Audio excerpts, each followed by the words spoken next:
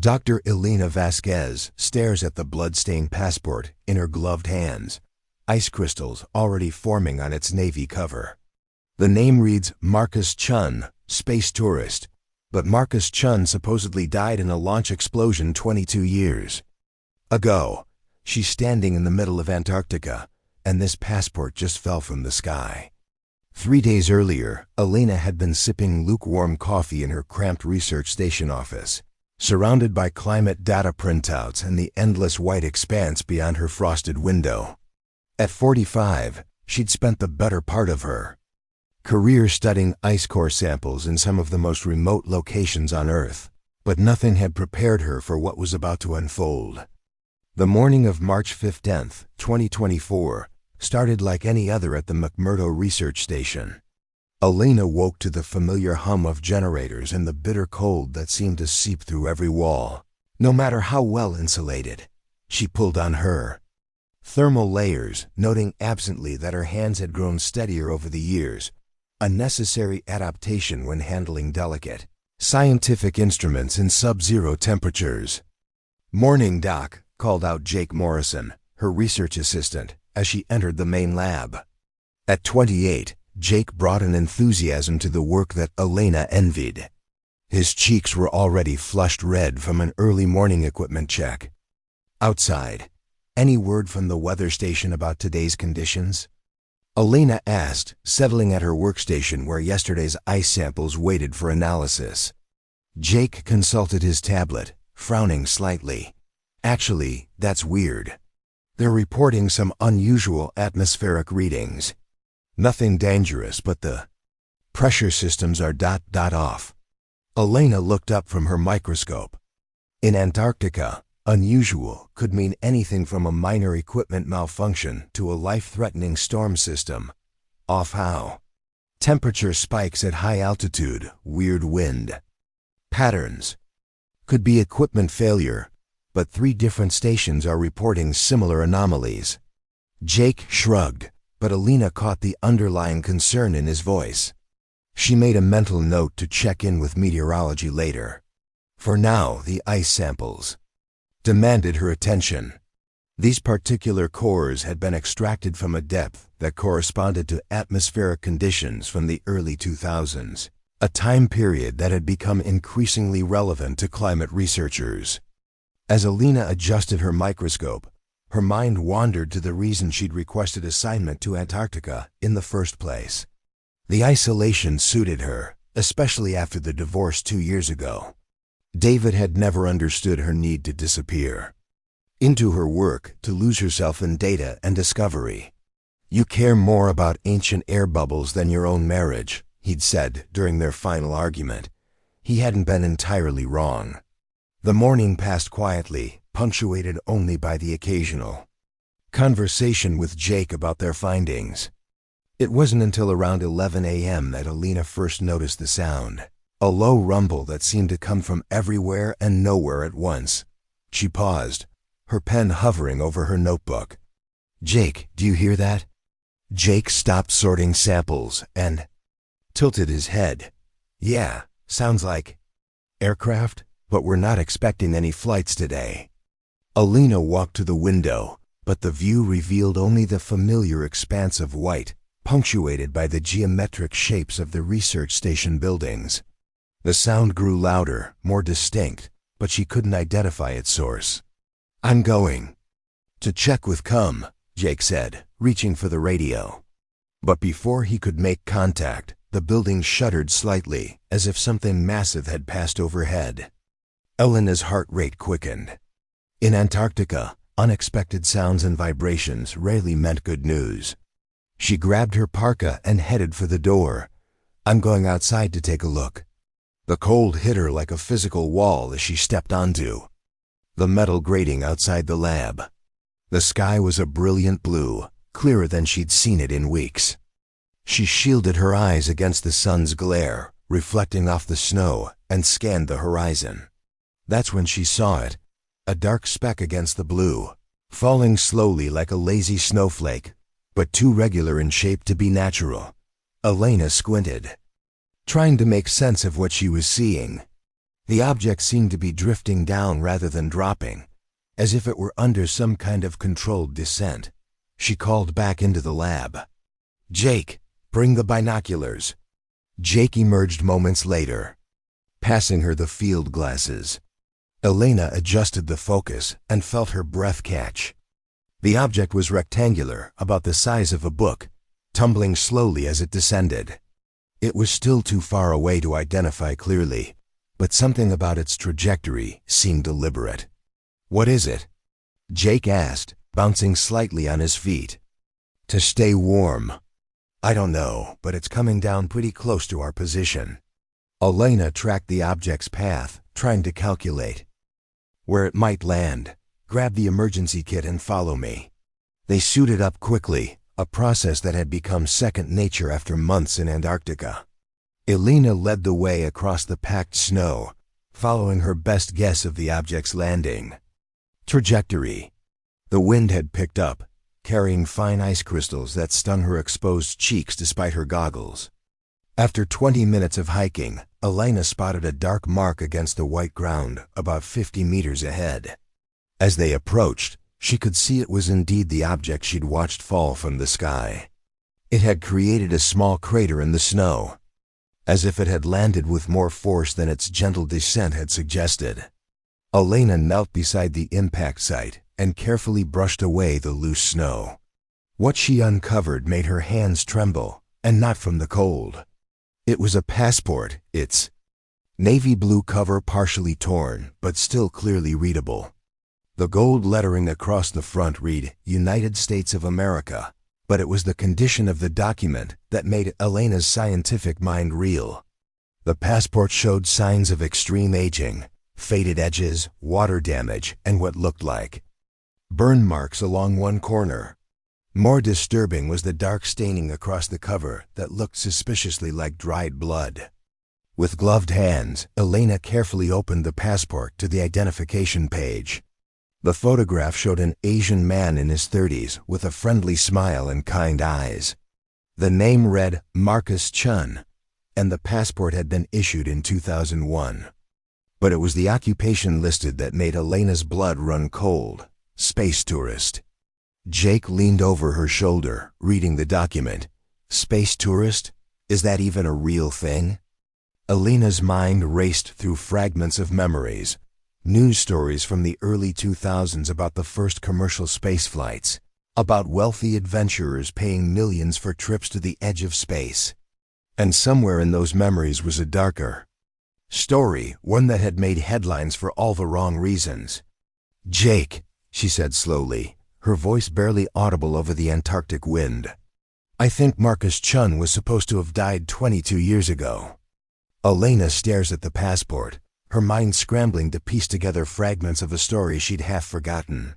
The wind whips around them, and Jake shifts nervously beside her, but she can't tear her eyes away from Marcus Chun's smiling photograph. "Doc, we should get this back to the lab," Jake says, his voice tight with concern. "Whatever this is, standing out here isn't going to help us figure it out." Elena nods absently, carefully placing the passport in a specimen bag.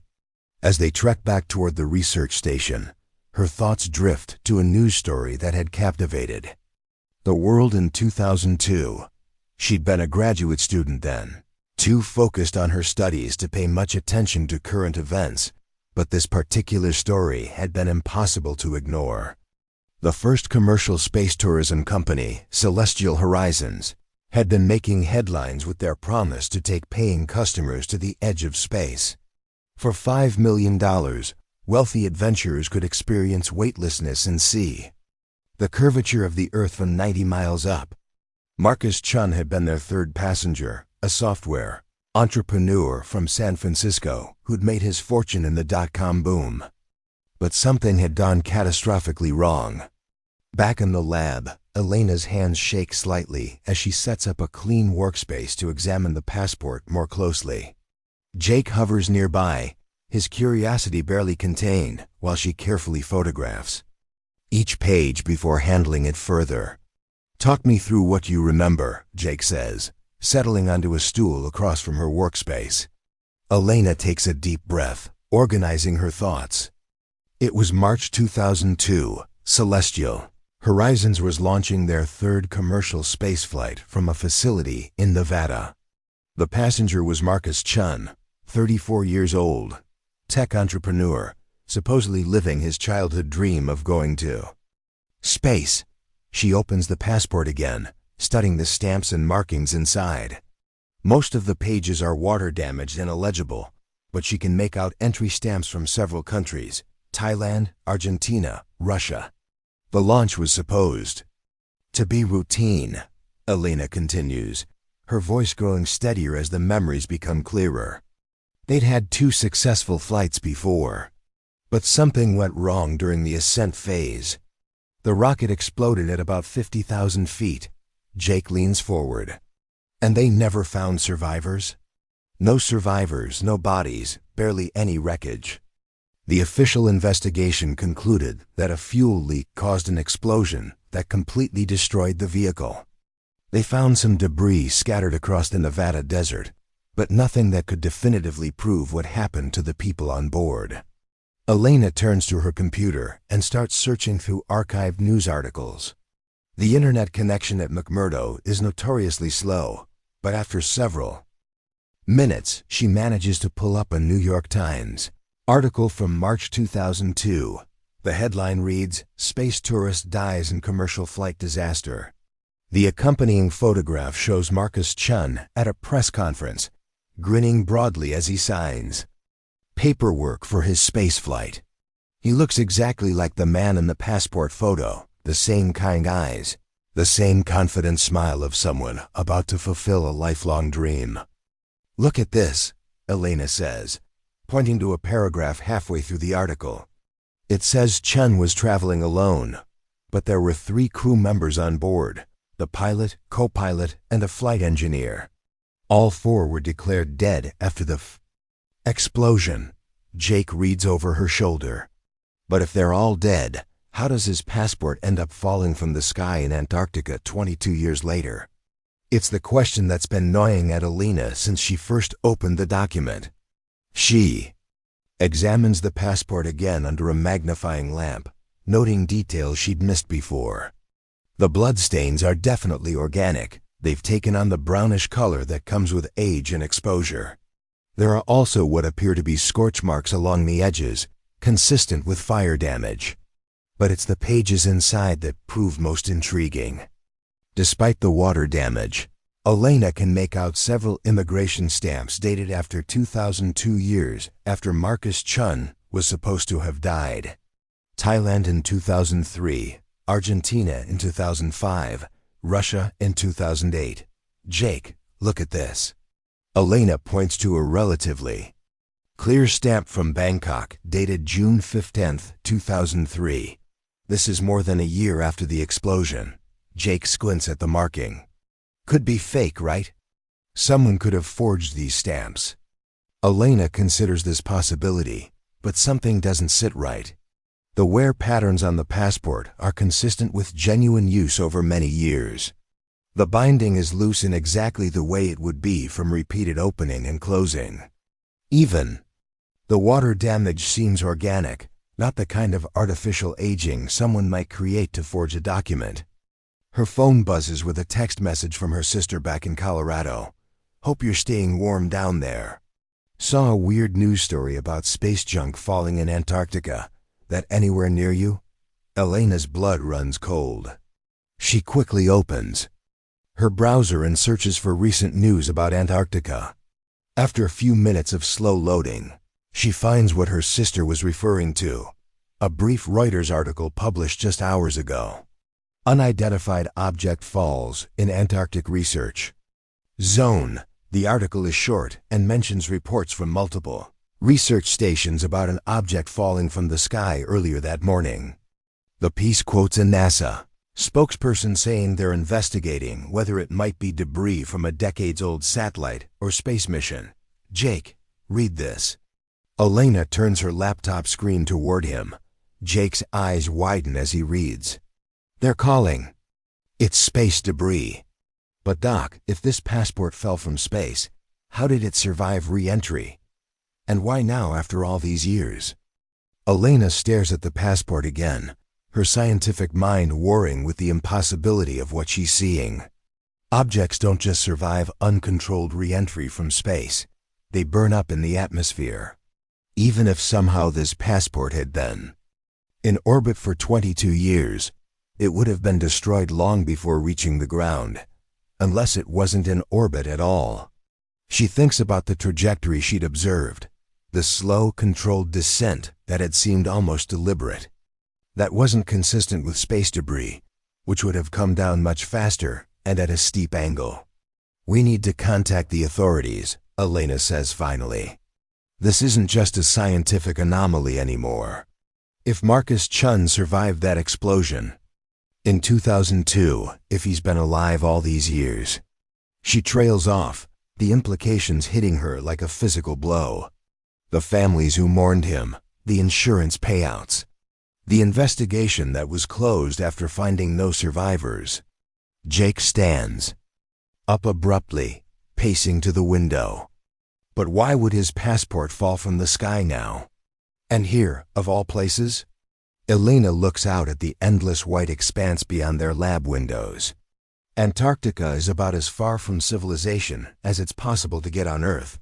If someone wanted to send a message to reveal a secret that had been hidden for over 2 decades, dropping it in one of the most remote locations on the planet seems like an odd choice. Unless that remoteness was exactly the point. Her hands trembling slightly, Elena reaches for the secure satellite phone they use for emergency communications.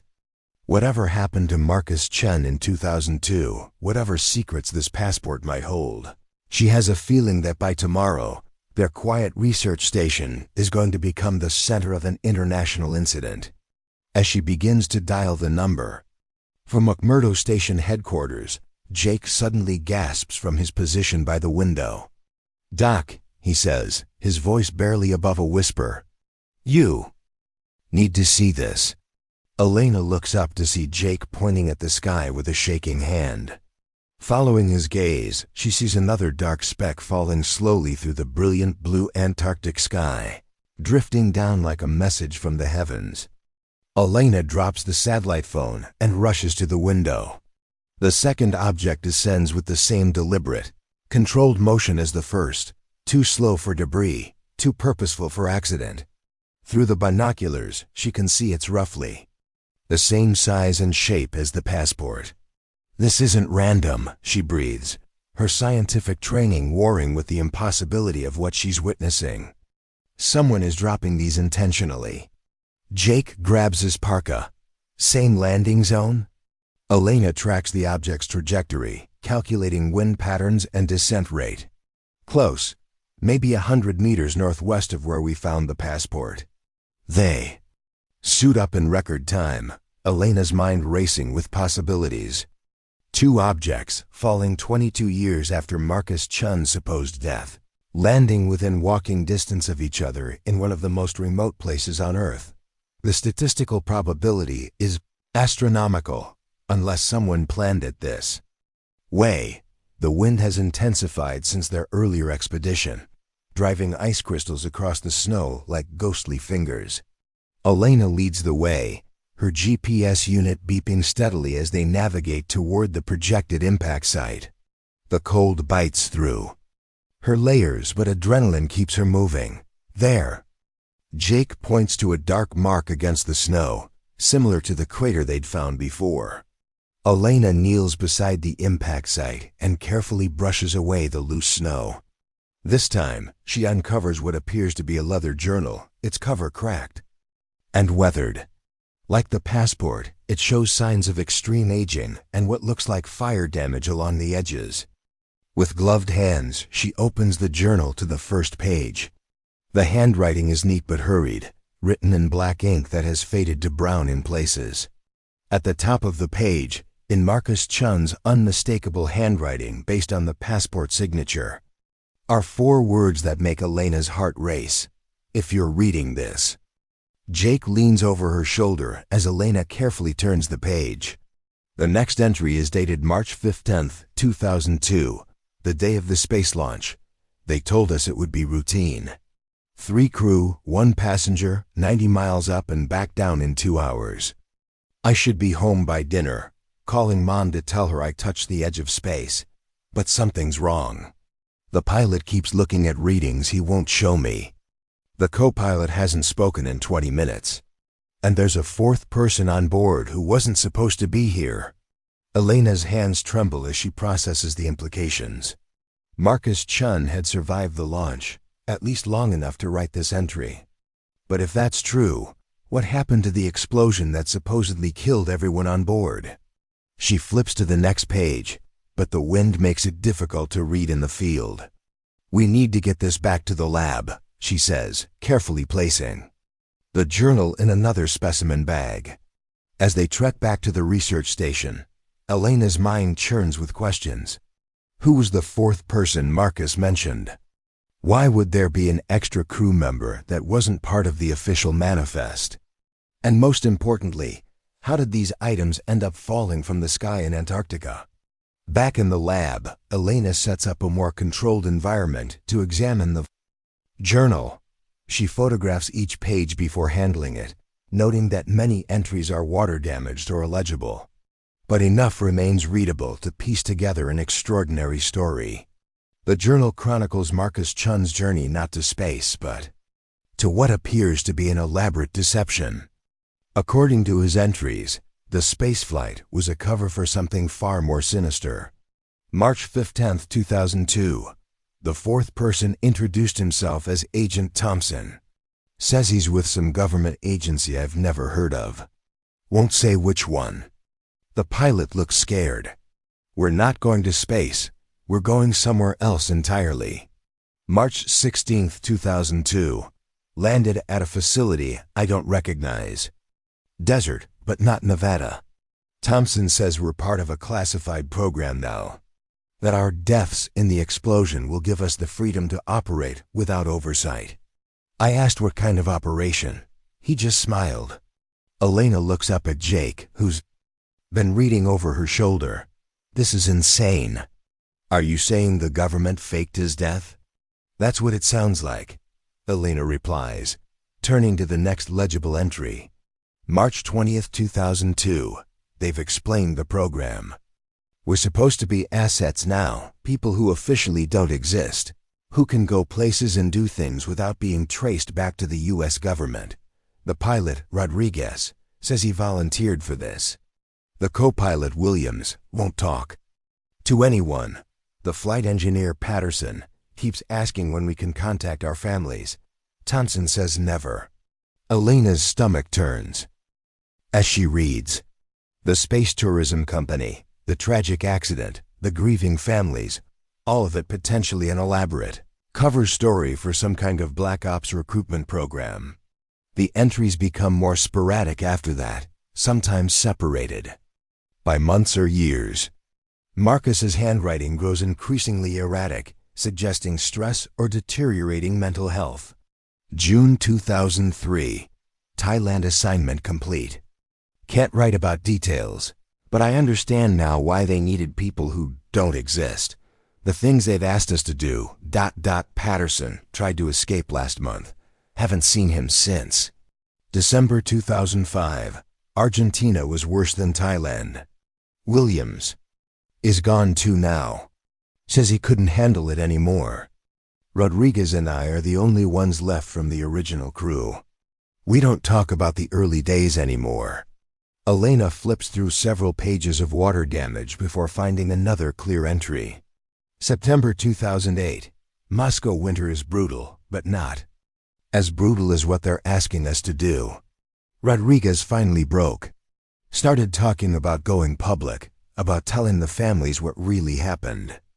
They found him in his hotel room 3 days later. Heart attack, they said. He was 35 years old and in perfect health. Jake whistles low. Doc, if this is real, we're looking at evidence of some kind of massive government conspiracy. People who were supposed to be dead being used for covert operations. Elena nods grimly and continues reading. The later entries become increasingly desperate. chronicling Marcus's growing paranoia and his attempts to escape whatever program he'd been forced into. January 2015. Been off the grid for 2 years now. Living in remote locations, always moving. But they're still looking. Found evidence they've been monitoring my family back home.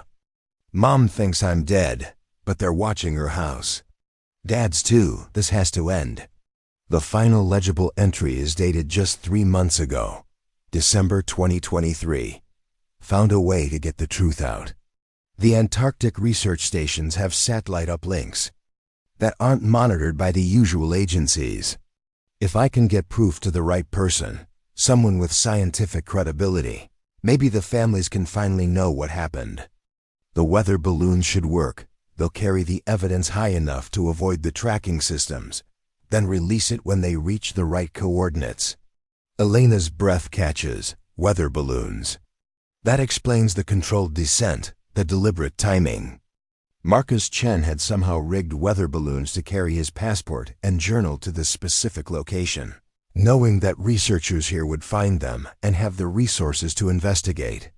But the entry raises as many questions as it answers. Where is Marcus now? Is he still alive? And most importantly, why choose Elena's research station specifically?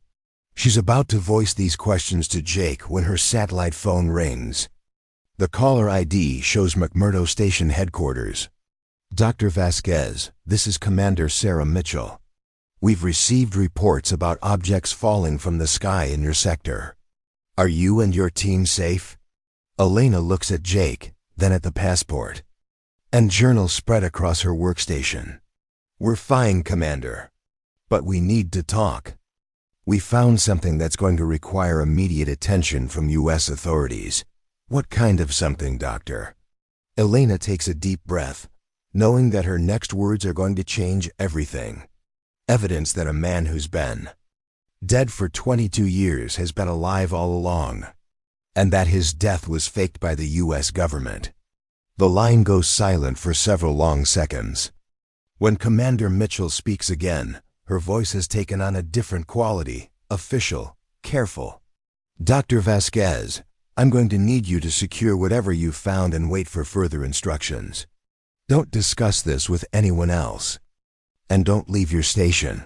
We're sending a team. The line goes dead, leaving Elena staring at the phone. Jake's face has gone pale. Doc, he says quietly, I think we just became part of whatever conspiracy Marcus Chun was trying to expose.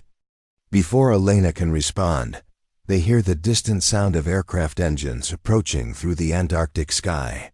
The helicopter materializes through the swirling snow like a metal predator, its rotors cutting through the Antarctic silence with mechanical precision. Elena watches from the lab window as it touches down on the landing pad, noting that it bears no identifying markings, not McMurdo Station's usual orange and white colors, not even a registration number. That was fast, Jake mutters, checking his watch. Mitchell called 20 minutes ago. Where did they come from? Elena's stomach tightens as she watches 4 figures emerge from the aircraft. They move with military precision, dressed in black. Cold weather gear that looks far more sophisticated than standard Antarctic equipment. The lead figure gestures toward the research station, and the group begins walking in their direction. Jake, I need you to do something for me, Elena says, her voice low and urgent. She quickly removes several pages from Marcus's journal, the most damaging entries about government operations, and hands them to him along with a USB drive containing the photos she'd taken. Hide these. Not in the lab, somewhere they won't think to look. Jake's eyes widen. Doc, what are you thinking? I'm thinking that these people aren't here to help us investigate. They're here to contain whatever Marcus was trying to expose. Elena watches the approaching figures through the window. If something happens to me, if they take the evidence or claim it's classified, I need someone to know the truth. Jake pockets the pages and USB drive, just as a sharp knock echoes through the lab. Elena takes a deep breath and opens the door. The lead figure removes his helmet, revealing a man in his 40s with sharp features and cold gray eyes. "Dr. Vasquez?" "I'm Agent David Cormack, Department of Special Investigations. We need to discuss what you found today." Elena notices he doesn't show any identification. "Department of Special Investigations? I've never heard of that agency." Agent Cormack steps inside without invitation, his 3 companions following. Elena catches Jake's eye. The young man looks terrified, but maintains his composure. "We handle matters that cross jurisdictional boundaries, Doctor. Items falling from unknown origins in Antarctic airspace definitely qualify." "The items aren't unknown," Elena says carefully. "One is a passport belonging to Marcus Chen, dated 2001. The other is a personal journal with entries spanning over 20 years. Cormac's expression doesn't change, but Elena notices a slight tightening around his eyes. "Marcus Chun died in a space launch accident in 2002, Doctor. Whatever you found must be some kind of hoax or planted evidence." Elena gestures toward her workstation where the passport and journal lie under examination lights. The aging patterns are consistent with genuine documents that have been exposed to various environmental conditions over decades. The ink degradation, the wear patterns, the water damage, these aren't things you can fake easily. Agent Cormack approaches the workstation, and Elena steps aside reluctantly. He examines the documents with practiced efficiency, but she notices his hands aren't quite steady. This man knows more than he's letting on. "Interesting fabrications," Cormack says finally. "But that's all they are. We'll need to take these for proper analysis." "I'm afraid I can't allow that," Elena says, her voice stronger than she feels. "These are potential archaeological artifacts found on international territory.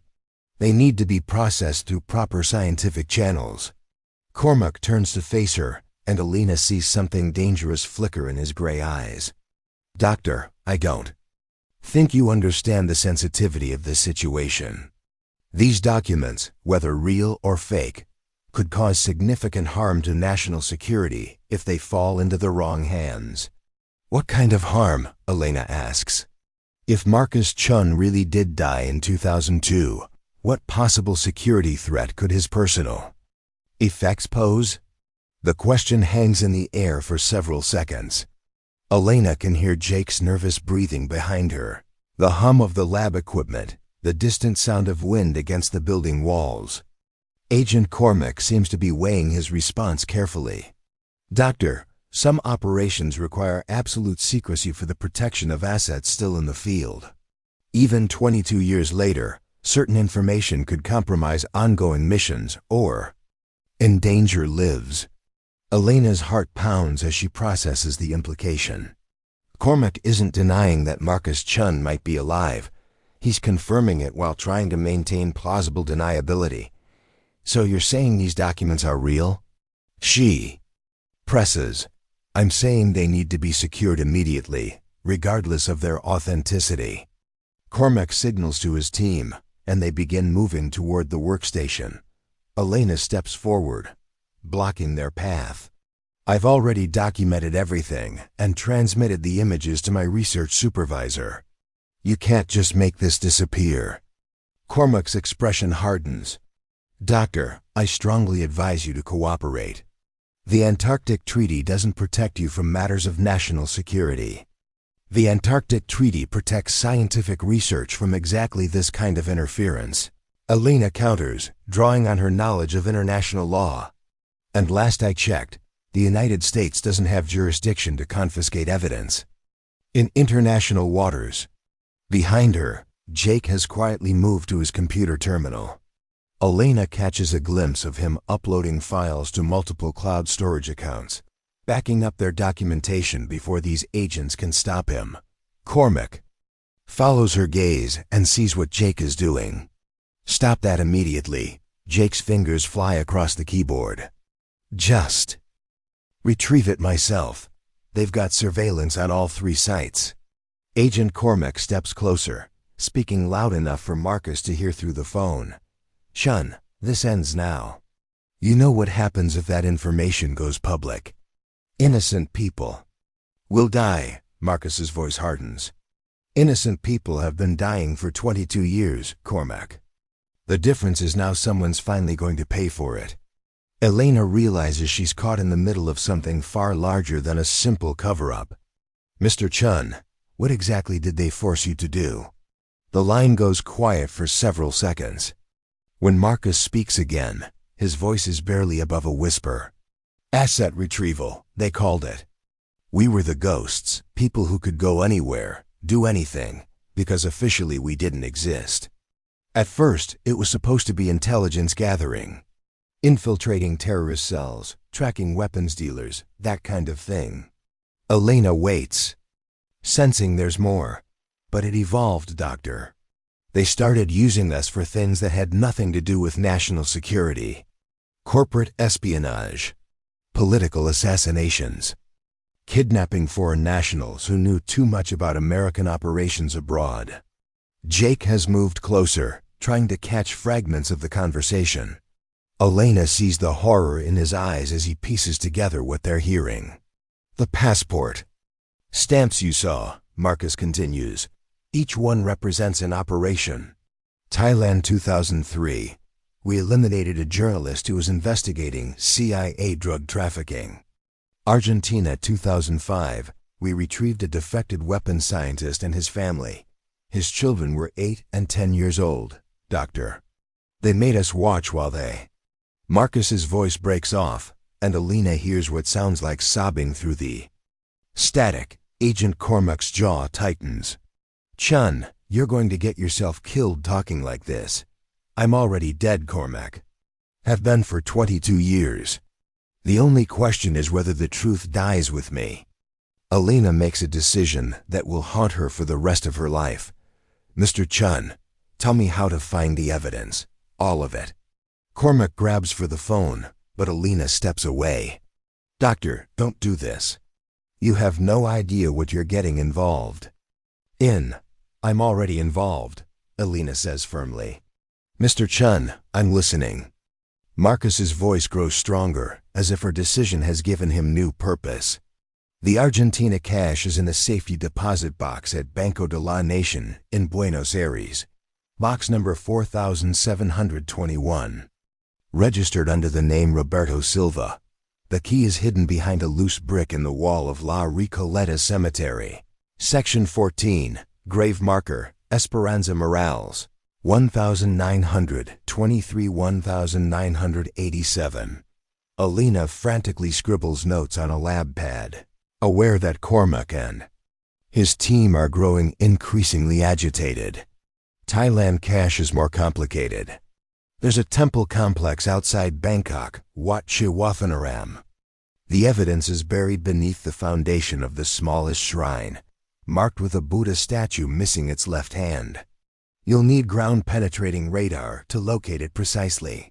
Mr. Chun, Elena interrupts, how am I supposed to get to these locations? I'm a climate researcher, not a secret agent.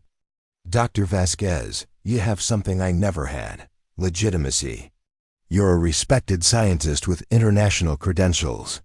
You can travel openly, collaborate with local researchers, access resources. That would be impossible for someone like me. Agent Cormac steps forward again, his patience clearly wearing thin. Chun, last warning. Stand down or face the consequences. Marcus laughs bitterly. What consequences, Cormac? You're going to kill me? I've been expecting that for 15 years. At least this way, my death will serve a purpose. Elena realizes the conversation is about to end, possibly permanently. What about Russia, the third cache?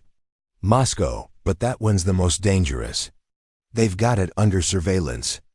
It's in the basement of the Hotel Metropole, hidden inside the old Soviet-era fallout shelter. But doctor, don't attempt that one unless you have serious government protection. They'll kill you the moment you get close. The line starts crackling with interference, as if the signal is being jammed. Marcus's voice becomes urgent. Doctor, there's something else. The space program Celestial Horizons. It wasn't just a cover for our recruitment. They were testing something. Some kind of experimental propulsion system that the military wanted. Kept secret. What kind of system? Elena asks, but the static is getting worse. Anti-gravity manipulation. Energy field generation. I don't understand the technical details, but the explosion that supposedly killed us. It wasn't an accident. They were testing the limits of the technology and ... The line goes dead. Elena stares at the silent phone, her mind reeling. Anti-gravity technology, secret government assassination programs, evidence hidden across 3 continents. It sounds like something out of a conspiracy thriller, except she's holding physical proof in her hands. Agent Cormac takes the phone back, his expression grim. Dr. Vasquez, you've just heard classified information that could result in terrorism charges if you share it with anyone. Elena looks at the passport and journal on her workstation, then at Jake, who's still filming everything with a small camera she hadn't noticed before. What if I don't care about the charges? Then you'll join Marcus Chun on the list of people who officially don't exist, Cormac says quietly. And unlike him, you won't get 22 years to plan your escape. Elena realizes she's facing the same choice Marcus Chun faced in 2002, cooperation or disappearance. But unlike Marcus, she has one advantage. Jake's uploaded files mean the story won't die with her. Agent Cormac, I'll make you a counter-offer, she says, surprised by the steadiness of her own voice. I'll help you find Marcus Chun and retrieve his evidence. But in exchange, I want full immunity for myself and my assistant, and I want a guarantee that the families of the Celestial Horizons victims will finally learn the truth about what happened to their loved ones. Cormac studies her face for a long moment. Doctor, you're asking me to commit treason. I'm asking you to choose between following orders and doing what's right. Before Cormac can respond, Jake's monitoring equipment starts beeping urgently. He checks the readings and his face goes pale. Doc, we've got incoming aircraft. Multiple signatures, approaching fast from 3 different directions.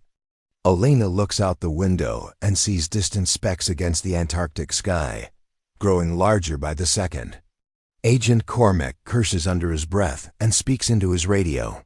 Command, this is Cormac. We have a situation. Looks like we're about to have company.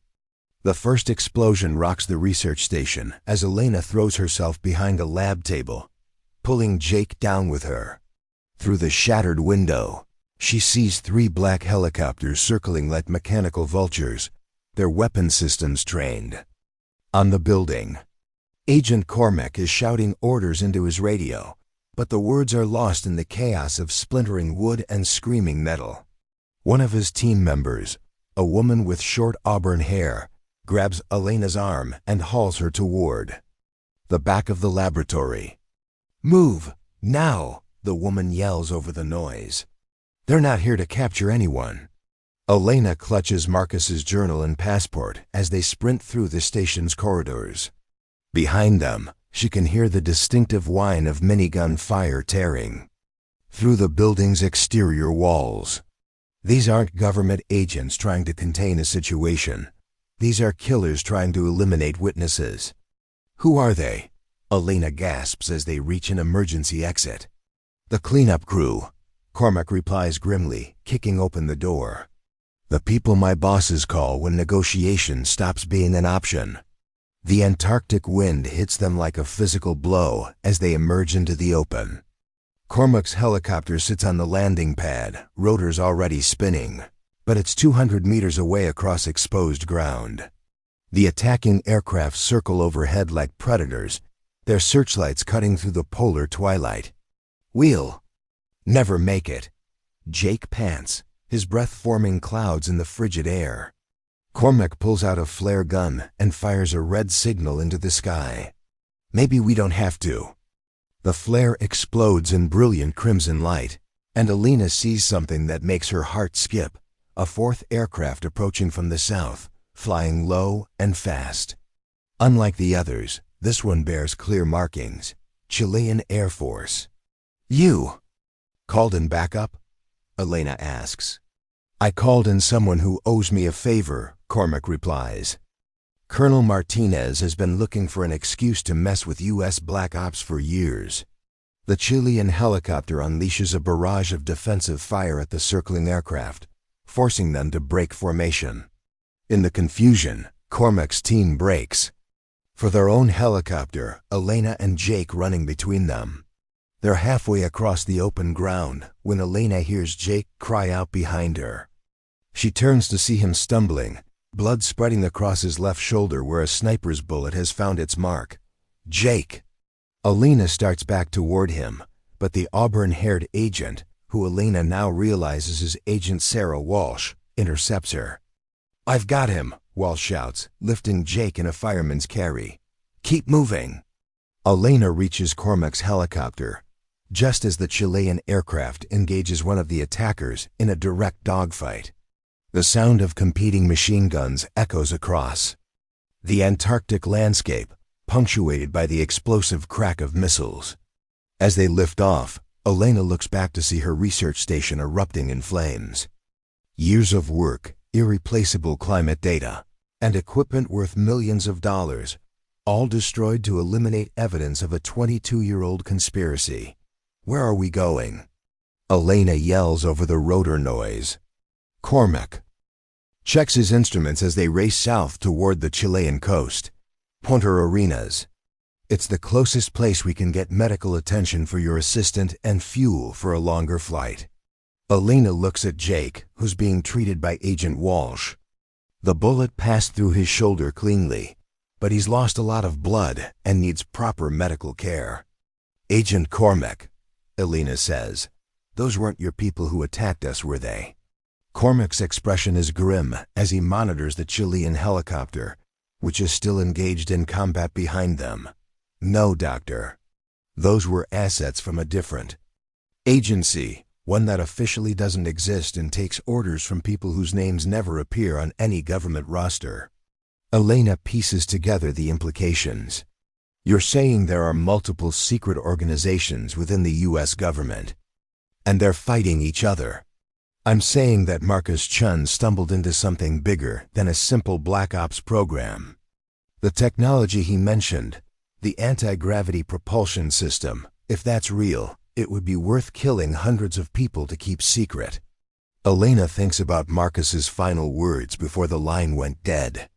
Experimental propulsion systems. Energy field manipulation. It sounds like science fiction, but she's seen too much in the last few hours to dismiss anything as impossible. Agent Walsh, Elena calls to the woman treating Jake. What's your assessment of his condition? Walsh looks up from her field dressing work.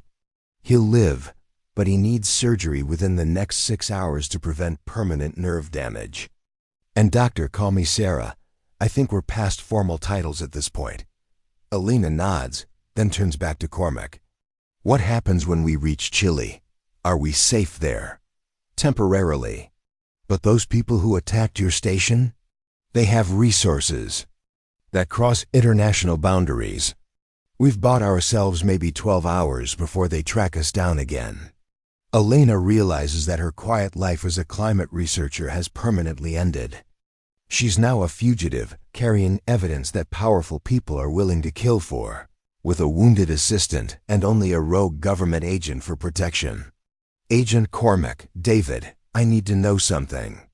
Are you really trying to help?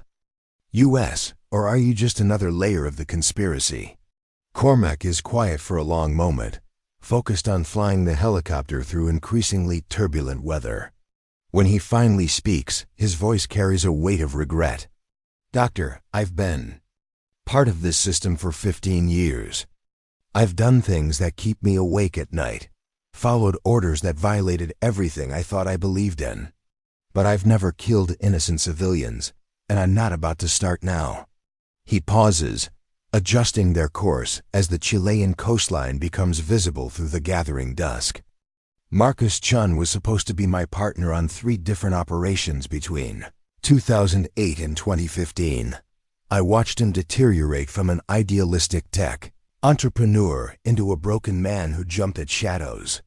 The system destroyed him piece by piece, and I was part of that process. Elena sees genuine pain in Cormac's expression. What changed your mind? Rodriguez, the pilot from the original Celestial Horizons flight. He was my friend before all this started. When they killed him for trying to go public, I realized that eventually they'd kill all of us to keep their secrets safe. Sarah Walsh speaks up from the back of the helicopter. David's been feeding information to journalists and foreign intelligence services for 2 years, trying to expose the program from within. But Marcus's evidence is the smoking gun we've needed, physical proof of specific operations and casualties. Elena looks at the journal clutched in her hands. And the other evidence? The caches Marcus mentioned? If we can retrieve even one of those caches, we can bring down the entire network, Cormac says. But it won't be easy. They know we're coming now, and they'll have every site under surveillance. Elena makes a decision that surprises even herself. Then we don't go after the caches, we go after Marcus himself. Cormac turns to stare at her. Doctor, Marcus is probably dead by now. Those were Chilean safe house coordinates he gave us. But the cleanup crew has had hours to get there. Maybe, Elena says, studying the journal pages she's managed to read. But Marcus Chun survived 22 years of running from these people. He's smart, careful, and he's had time to prepare for this moment. If anyone could escape a raid on his safe house, it would be him. She points to a passage in the journal she'd noticed earlier. Look at this entry from 2019. He talks about establishing contingency protocols in case his primary safe houses were compromised. Multiple escape routes, backup identities, emergency supplies cached at strategic locations. Sarah Walsh leans forward. You think he had an escape plan? I think Marcus Chun has been planning for this exact scenario for years. The question is whether we can figure out where he'd go. Elena turns to a clean page in her notebook and starts sketching a map of southern Chile based on her knowledge of the region's geography. If his safe house was here, near Punta Arenas, and he had maybe 3 hours warning before the raid, where would he run? Cormac studies her impromptu map. South is nothing but ocean and Antarctica. East is Argentina, but that's where one of his evidence caches is located. Too dangerous. North puts him deeper into Chile, but farther from potential extraction routes. What about west? Elena asks, tracing the coastline with her finger. Sarah Walsh's eyes widen. The fjords. Hundreds of uninhabited islands, thousands of places to hide, and boat access to international waters. Elena feels a surge of hope. Agent Cormac, David, how long until we reach Punta Arenas? 20 minutes, assuming this weather doesn't get worse.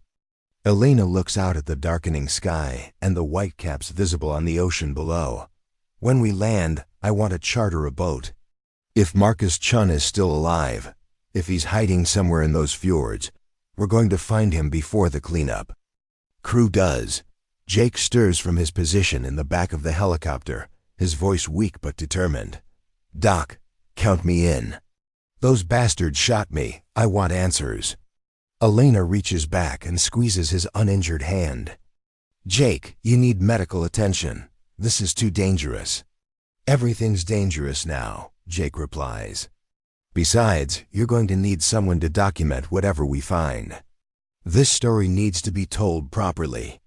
As the lights of Punta Arenas appear ahead of them, Elena realizes they're about to embark on a mission that will either expose one of the biggest government conspiracies in modern history or get them all killed in the attempt.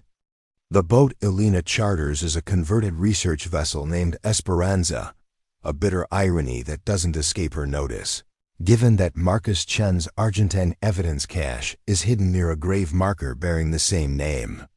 Captain Luis Herrera, a weathered Chilean fisherman in his 60s, asks no questions when David Cormac pays him in cash for a week-long charter into the remote fjords.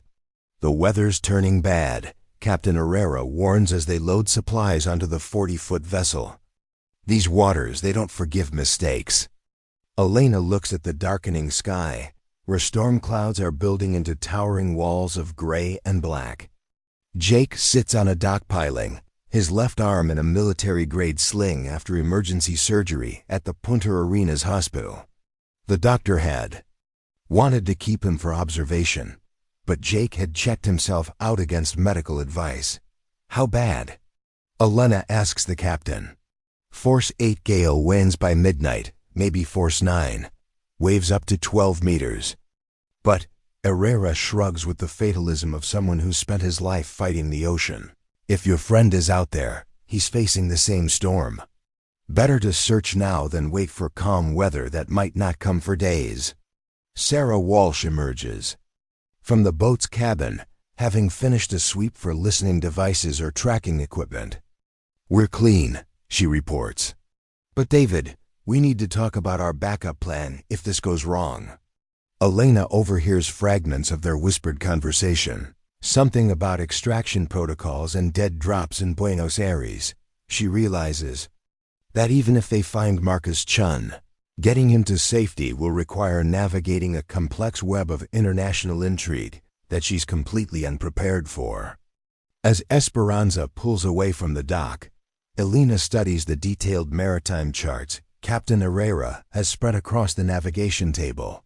The Chilean fjord system is a labyrinth of islands, channels, and hidden coves that extends for hundreds of miles along the coast. Thousands of places to hide, but also thousands of places to die if you don't know what you're doing. Marcus would need fresh water, shelter from the wind, and a location that's not visible from the main shipping channels. Elena muses, tracing possible routes with her finger. David Cormack joins her at the chart table, his experience in covert operations evident as he points out tactical considerations. He'd also want multiple escape routes, somewhere he could launch a boat quickly or signal for extraction if necessary. Captain Herrera overhears their discussion and leans over the charts. You're looking for someone who knows these waters? Elena hesitates, unsure how much to reveal. A friend who might be in trouble. He's been hiding in this area for a few days. The captain studies the charts with the eye of someone who's navigated these waters for decades. If I were hiding from bad people, I'd go here, he says, pointing to a cluster of small islands about 30 miles northwest of Punta Arenas. Isla Desolation, ironic name, yes?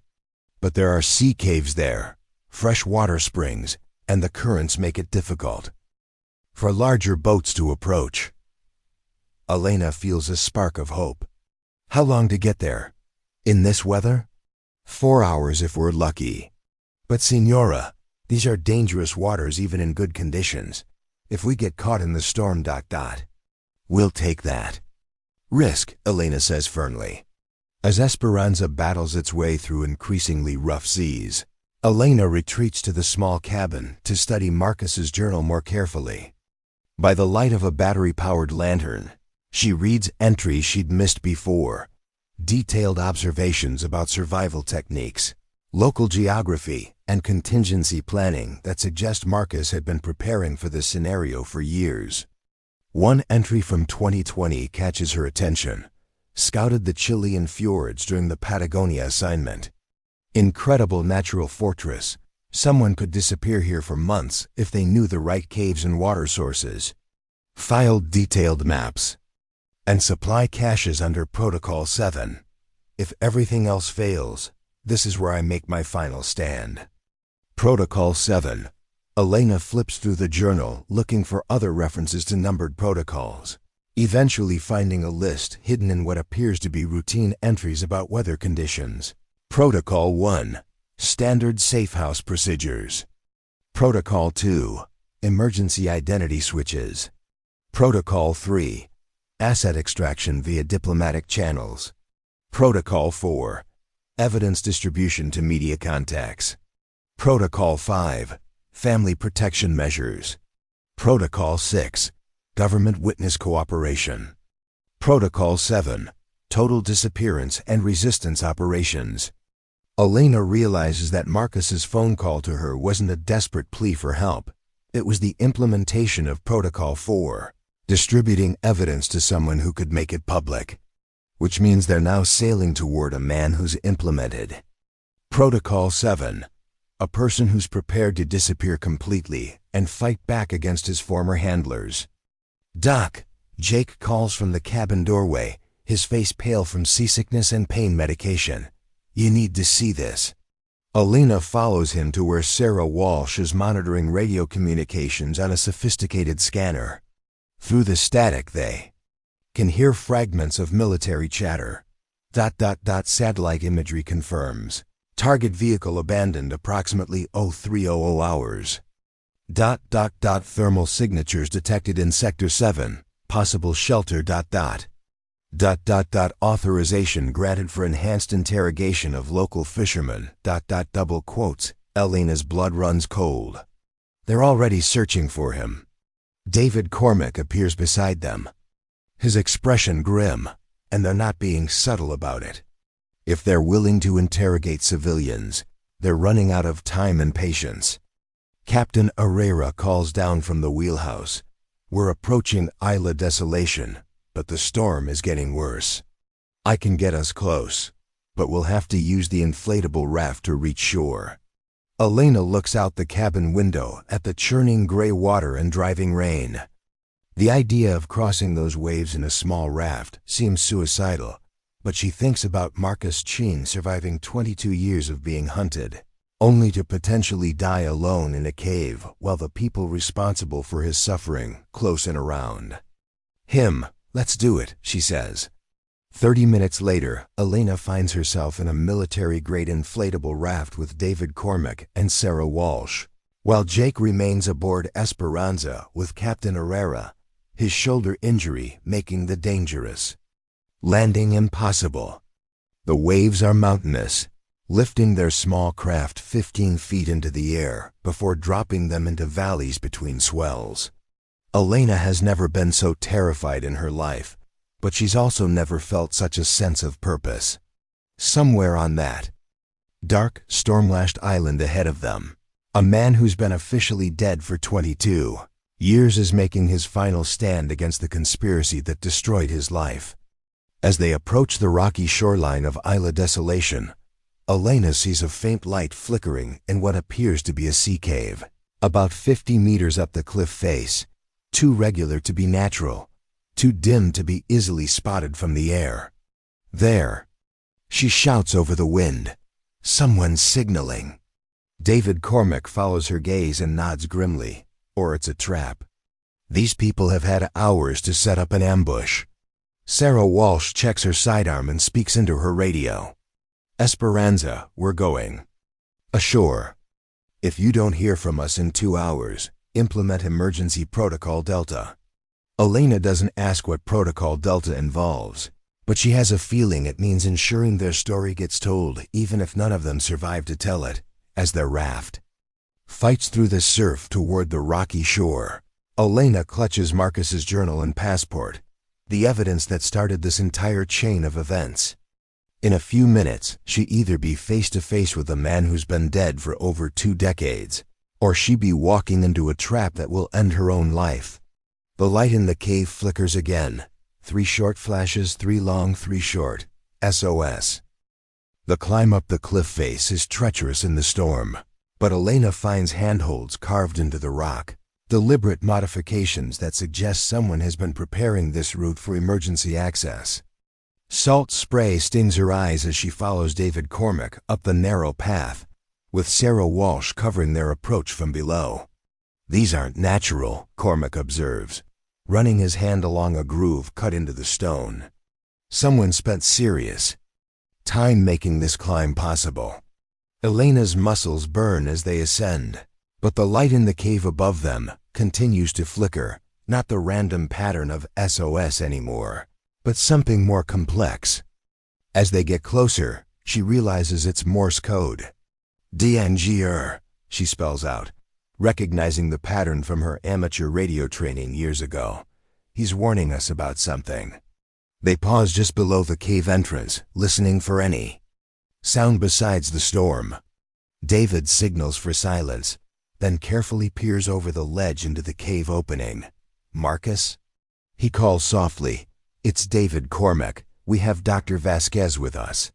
A voice emerges from the darkness, older and more strained than the man Alina spoke to on the satellite phone, but unmistakably the same person.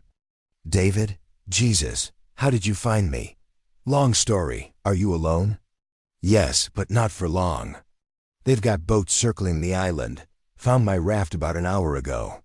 Marcus Chun appears at the cave entrance, and Elena gets her first look at a man who's been officially dead for 22 years. He's aged far beyond what 2 decades should account for. His hair completely gray, deep lines etched around his eyes, and a wariness in his posture that speaks of constant vigilance. He wears military surplus clothing that's been modified for cold weather survival, and Elena notices he keeps one hand near what appears to be a concealed weapon. "Dr. Vasquez," Marcus says, helping her up into the cave. "I'm sorry for dragging you into this, but I ran out of options."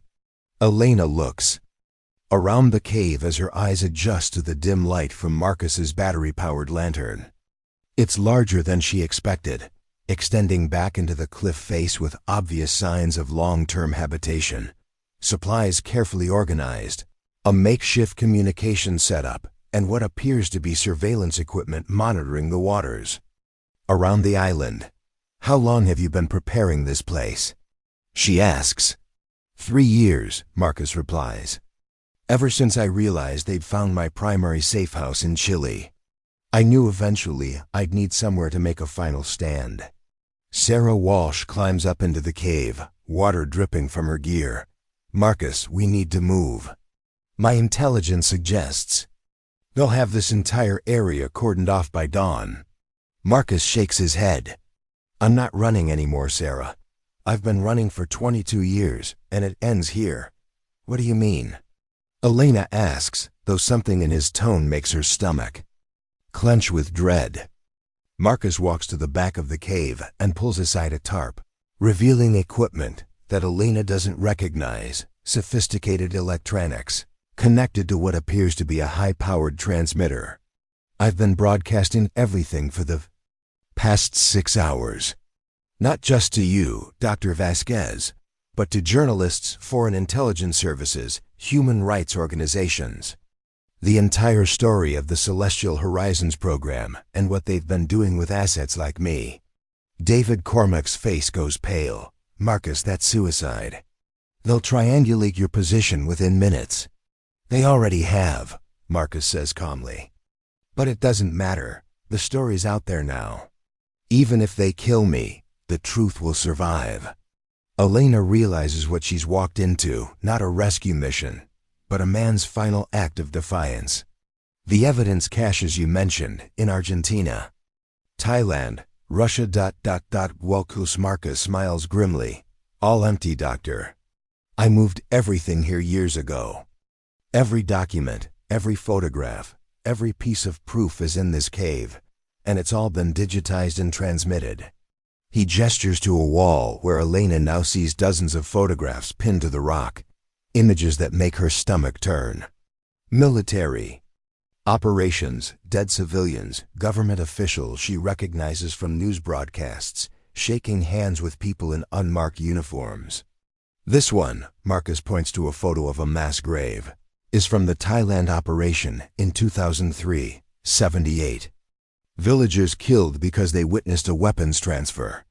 This one is from Argentina, a family of 4 who were relocated because the father worked for a newspaper that was investigating American mining interests. Elena covers her mouth, fighting back nausea.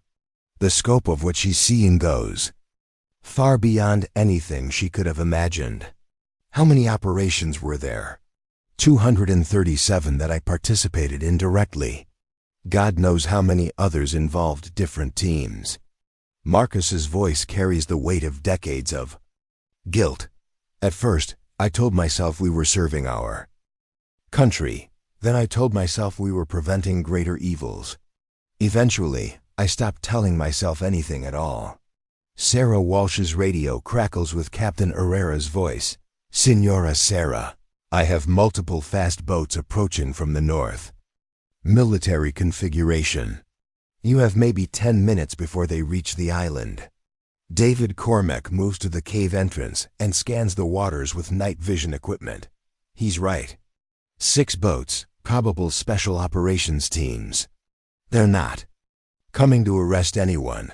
They're coming to eliminate witnesses. Elena looks at Marcus, who seems strangely calm for a man facing imminent death.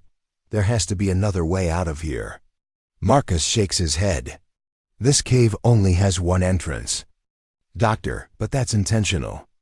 They'll have to come up that cliff face single file, which gives me a significant tactical advantage. Elena realizes he's not planning to escape. He's planning to hold them off long enough to ensure his final transmission completes. How long do you need? Another 40 minutes to upload everything to my journalist contacts. The photos, the financial records, the communication logs between agencies. Once that's complete, it won't matter what happens to me. David Cormack pulls out his sidearm and checks the magazine. Then we hold this position for 40 minutes. David, no, Sarah Walsh protests. Our orders were to extract Dr. Vasquez. Safely, this isn't our fight. It became our fight the moment they tried to kill innocent researchers, Cormack replies. Elena, can you operate basic communications equipment? Elena nods, though her hands are shaking. What do you need me to do? Marcus guides her to his transmission setup. Monitor these frequencies. If the upload gets interrupted, restart it from this point. The most important files are the financial records. They show money flowing from congressional black budgets to private military contractors for operations that were never officially authorized. Elena stares at the screen displaying terabytes of data slowly uploading to servers around the world. Each file represents evidence of crimes that would topple governments if they became public. Marcus, she says quietly, why did you choose me specifically? There must have been other scientists who could have handled this evidence. Marcus is silent for a moment, focused on checking his weapons and preparing defensive positions. When he finally speaks, his voice carries a sadness that breaks Elena's heart. Because you published papers about ice core analysis that went back 50,000 years. You understand better than most that the truth has a way of surviving, even when people try to bury it. I needed someone who would treat this evidence like the historical record it is. Elena realizes that Marcus Chun isn't just a whistleblower. He's a man trying to ensure that the victims of these operations are remembered, that their deaths weren't meaningless. Through the cave entrance, she can see searchlights cutting through the storm as the assault boats close in on the island. In 38 minutes, the upload will be complete, and the world will know the truth about Celestial Horizons and the Shadow War that followed. But first, they have to survive the next 40 minutes. Marcus chambers around in his rifle and takes position at the cave entrance. Doctor, whatever happens in the next hour, promise me you'll make sure the families know. The families of the Celestial Horizons crew, the victims of our operations, everyone who lost someone to this conspiracy. They deserve to know their loved ones didn't die for nothing. Elena nods, her eyes fixed on the upload progress bar. 36 minutes remaining. The first gunshots echo across the water as the assault teams reach the base of the cliff. The assault begins with a precision that speaks of military training and unlimited resources. Elena watches through Marcus's surveillance equipment as black-clad figures emerge from 6 boats, moving with coordinated efficiency despite the storm. They split into 3 teams, one establishing a perimeter, one setting up heavy weapons, and one beginning the treacherous climb up the cliff face. 12 men, David Cormack reports from his position at the cave entrance. Professional operators, not government agents. These are contractors. Marcus adjusts his rifle scope, his movements calm despite the approaching danger. Blackwater types. They don't take prisoners, and they don't leave witnesses. Elena monitors the upload progress. 31 minutes remaining. The files are transmitting to servers in Iceland, Switzerland, and New Zealand, chosen for their strong data protection laws and independent journalism networks. Each completed megabyte represents another piece of evidence that can't be suppressed. Contact. Sarah Walsh calls out as the first muzzle flash appears on the cliff face below. The cave fills with the sharp crack of rifle fire, echoing off the stone walls with deafening intensity. Elena ducks behind the communications equipment as bullets spark off the cave entrance. Through the chaos, she hears Marcus's calm voice. "Single shots, make them count. We don't have ammunition to waste." The first wave of attackers makes it halfway up the cliff before Marcus's defensive fire forces them to take cover. Elena watches him work with the efficiency of someone who spent decades in combat situations, each shot carefully aimed, each movement economical and precise. "Dr. Vasquez," Marcus calls between shots, "check the secondary upload. The financial records need to reach the International Criminal Court server in The Hague." Elena's hands shake as she navigates the complex interface, but she manages to verify that the most damaging files are successfully transmitting. Bank records showing congressional appropriations being funneled to private military companies. Communication logs between CIA directors and corporate executives. Photographs of operations that violate every international law imaginable. 26 minutes remaining. David Cormack suddenly curses and grabs his left arm, blood seeping between his fingers. They've got a sniper positioned on the adjacent cliff. Professional setup, probably .50 caliber. Elena tears strip from her shirt to create a field dressing, her hands surprisingly steady despite the terror coursing through her system. "How bad? I'll live, but I'm down to one functional arm." Cormac repositions himself to provide cover fire while Marcus handles the primary defensive position. Sarah Walsh crawls over to the communication station. "Elena, I need you to send a message on this frequency." She hands Elena a headset connected to an encrypted radio. "Tell them Phoenix Protocol is active. Require immediate extraction." Elena speaks the words into the microphone, not understanding their meaning but trusting Sarah's expertise. A voice responds immediately. "Phoenix acknowledged. ETA 12 minutes. Mark your position with infrared strobe." "Who was that?" Elena asks. "Friends," Sarah replies cryptically, pulling out a device that begins emitting a pulsing light invisible to the naked eye. David's not the only one who's been planning for this scenario. The attack intensifies as the assault team realizes they're running out of time. Elena hears the distinctive whine of a helicopter approaching over the storm, but she can't tell if it belongs to the attackers or Sarah's mysterious allies. 80 minutes remaining on the upload. Marcus suddenly staggers back from the cave entrance, blood streaming from a head wound. "They're using grenades now. Dr. Vasquez, is there any way to accelerate the transmission?" Elena frantically checks the system parameters. "I can prioritize the most critical files, but it might corrupt some of the data." "Do it. Focus on the congressional finance records and the victim identification files. Those are the smoking guns." Elena reprograms the upload priorities, watching as years of evidence compress and stream toward servers around the world at maximum bandwidth. Each file that successfully transmits is another nail in the coffin of the conspiracy that destroyed so many lives. Through the cave entrance, she sees rope lines being fired up from below. The assault team is preparing for a coordinated climb that will overwhelm their defensive position. "They're coming," David Cormack warns, struggling to maintain his position despite his wounded arm. Marcus checks his remaining ammunition.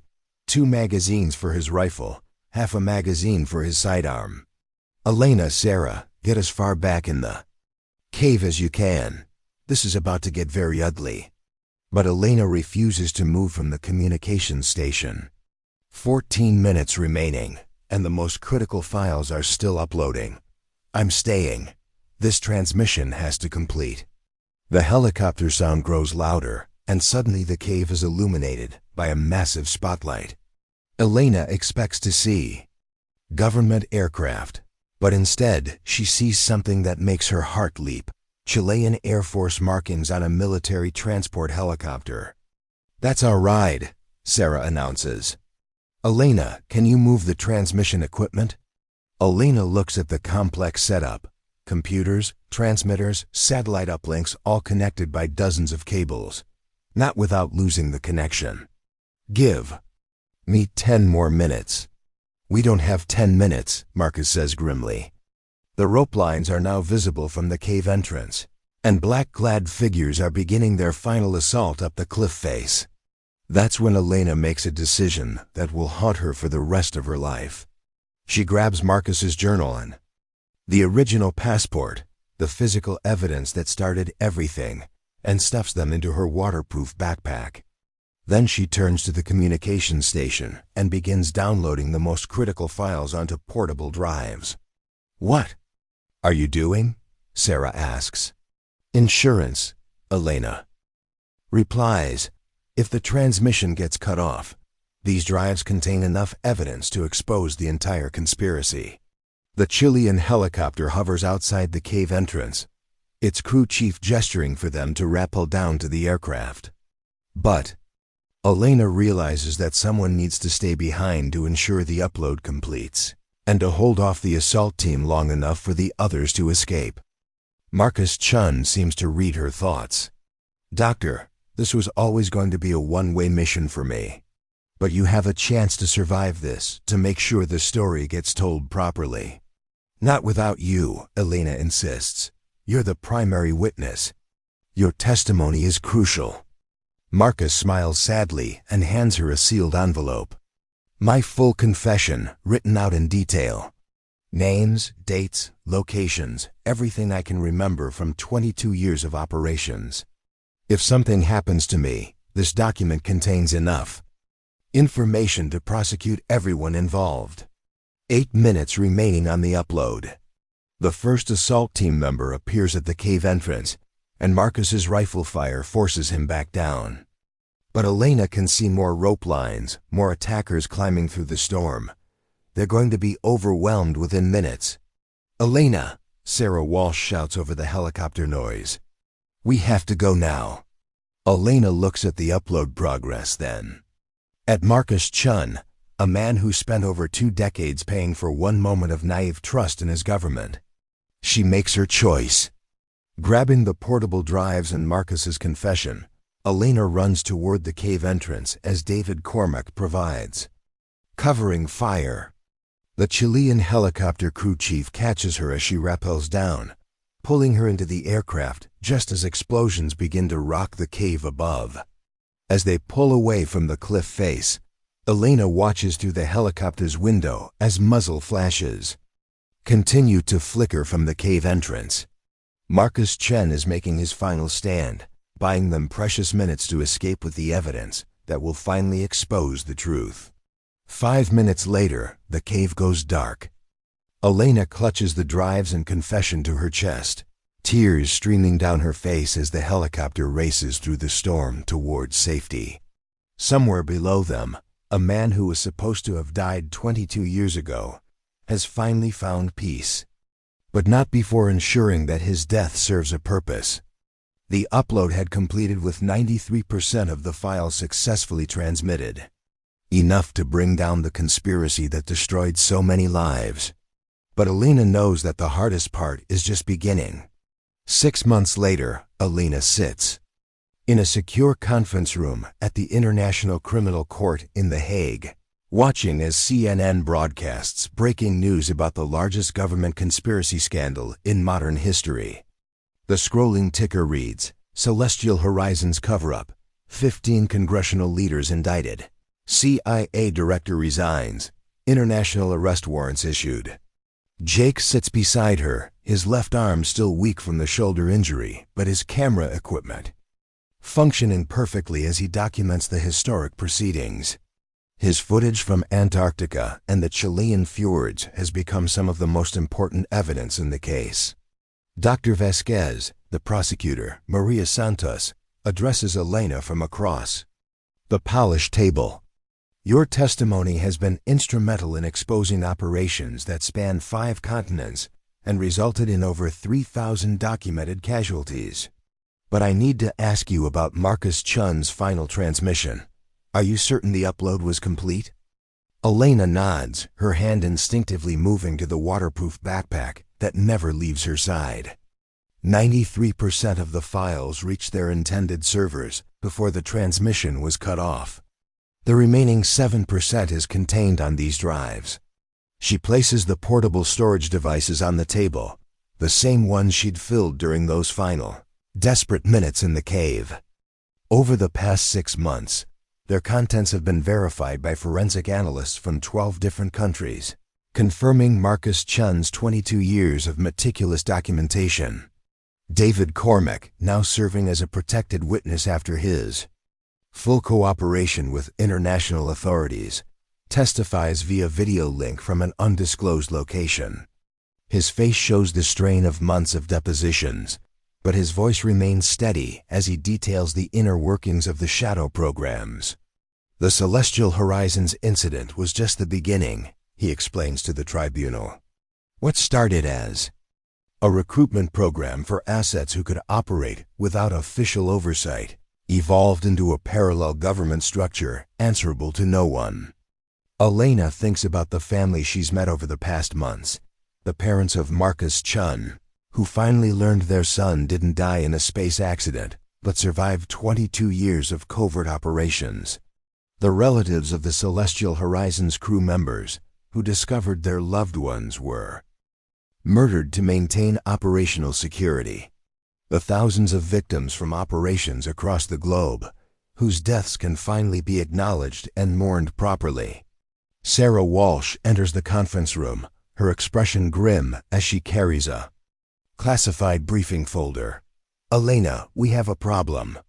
The cleanup crew from Antarctica, we've identified them as contractors working for Meridian Solutions, a private military company with ties to 3 different congressional appropriations committees. Elena's stomach clenches. What kind of problem? They're claiming the attack on your research station was authorized under national security provisions. They're trying to frame the entire incident as a legitimate counter-terrorism operation. Jake looks up from his camera. Can they do that? They can try, Sarah replies. But Marcus's confession letter contains specific details about Meridian's operations going back 15 years. Financial records, casualty reports, communication, logs with government officials. It's enough to prove a pattern of criminal activity. Elena opens her backpack and removes the sealed envelope Marcus had given her during those final moments in the cave.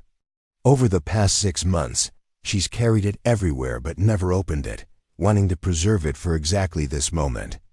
The envelope contains 47 pages of handwritten testimony in Marcus Chun's careful script.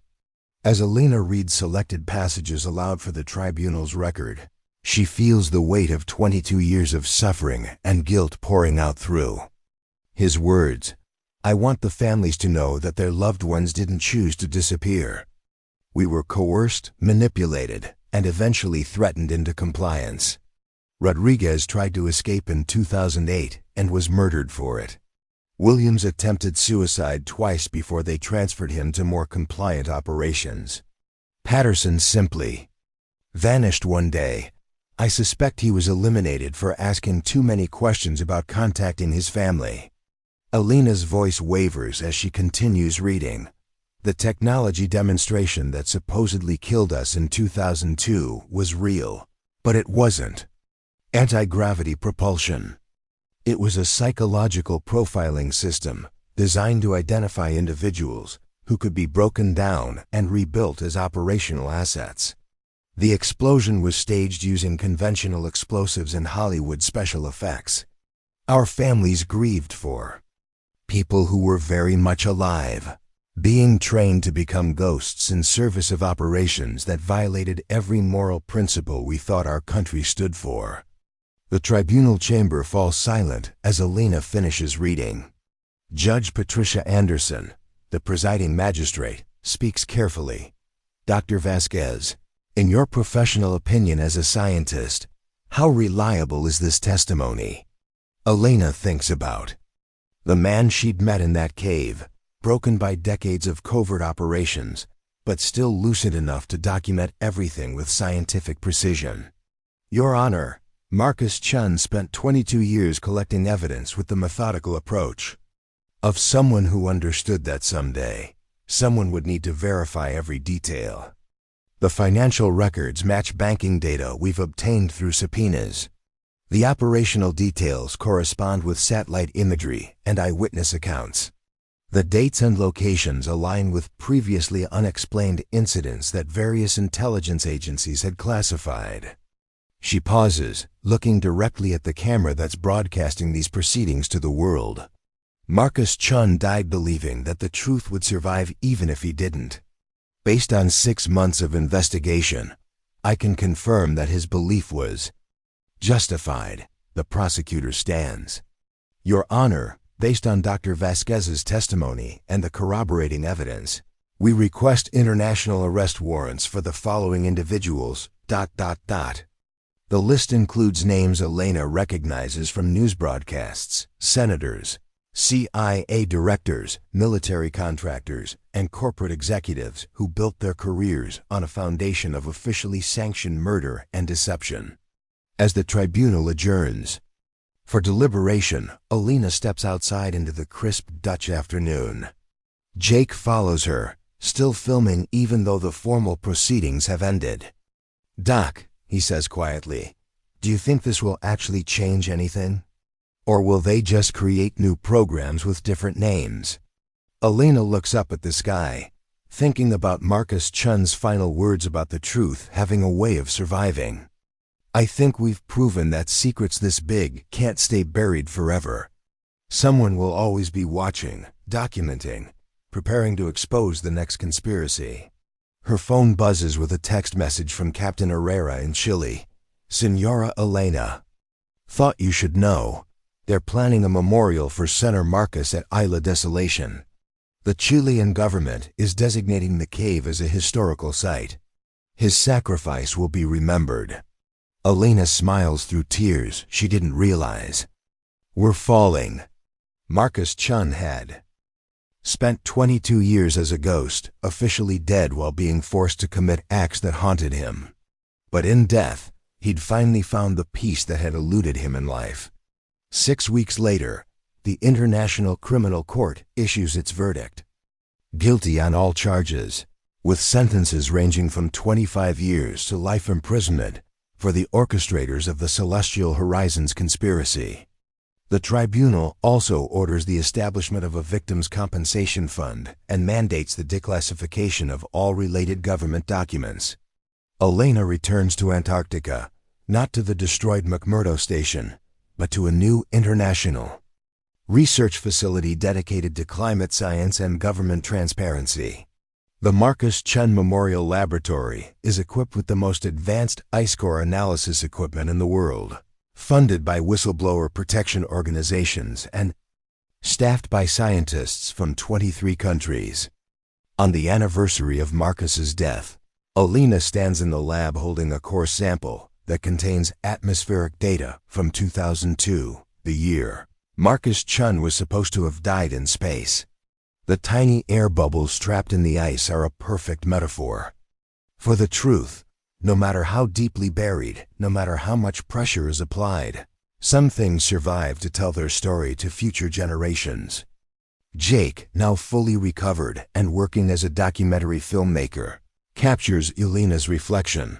Marcus once told me that ice cores contain the memory of the Earth, evidence of ancient climates, volcanic eruptions, even meteor impacts from thousands of years ago. He understood that some truths are too important to be lost. Elena places the core sample under her microscope, studying the ancient air bubbles that hold secrets spanning millennia. The ice remembers everything, she says softly. And now so do we. Outside the laboratory windows, the Antarctic landscape stretches endlessly white and pristine, keeping its own counsel about the secrets buried beneath its surface. But Elena knows that somewhere in those ice sheets, future researchers will find evidence of this moment, traces of the atmospheric conditions that existed when the truth about celestial horizons finally came to light. The conspiracy that began with a fake space launch has been exposed, its architects brought to justice, and its victims finally honored.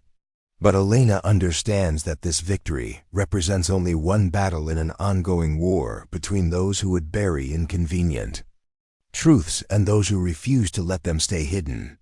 As she works late into the Antarctic night, analyzing samples that contain the memory of ages, Elena carries on Marcus Chin's mission, ensuring that the truth, like the ancient air trapped in ice, survives to bear witness for generations yet to come. The passport that fell from the sky had delivered its message. The dead had spoken, and the world had finally listened.